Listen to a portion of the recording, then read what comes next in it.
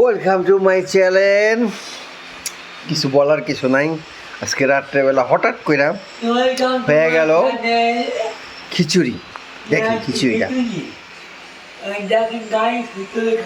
এখন খাবো, খাই আপনার কাছে কেমন হয়েছে সেটা বলবো। অবশ্যই পাকটা আমি করছি, ঠিক আছে।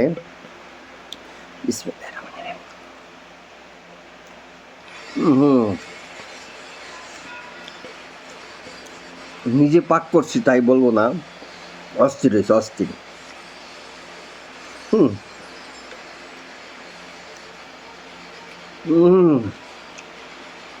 ও সাথে আবার আচার আছে। গরম গরম খিচুড়ি কি যে মজা লাগে। হুম হুম হুম হুম ও কি স্বাদ, এত সৎকার। হুম হুম